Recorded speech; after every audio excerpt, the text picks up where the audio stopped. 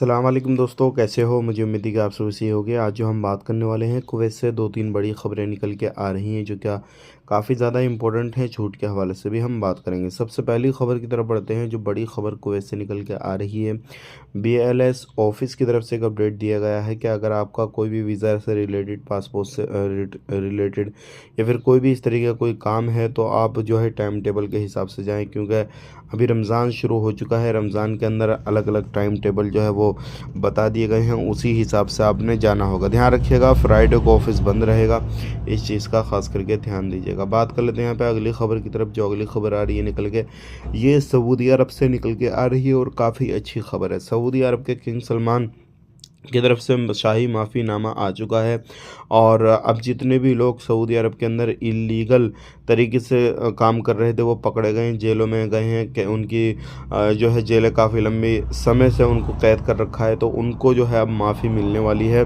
और इसमें बहुत सारे लोग रिहा होने वाले हैं। तो यही चीज़ जो है कुवैत के अंदर भी होती है, तो हो सकता है बहुत जल्दी कुवैत के अंदर भी ये चीज़ आपको देखने को मिल जाए, छूट वगैरह आ जाए या कुछ बड़ा अपडेट आ जाए उन लोगों के हवाले से जो लोग इधर-उधर भाग के काम कर रहे हैं, उनके सिविल आईडी कार्ड को लेकर कुछ अपडेट आ जाए।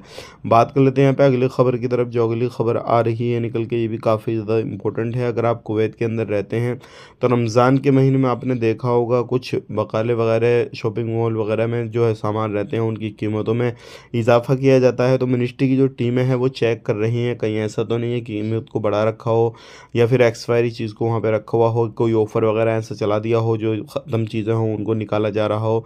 ये सारी चीज़ों को मिनिस्ट्री की जो टीमें हैं वो चेक करें। अगर आपको इस तरीके से कहीं भी कुछ नज़र आता है, तो आप तुरंत कंप्लेंट कर सकते हैं। वीडियो देखने के लिए बहुत बहुत शुक्रिया। चैनल को सब्सक्राइब करें। आप अपना ख्याल रखें, अपनी फैमिली वालों का ख्याल रखें। Take care, bye bye.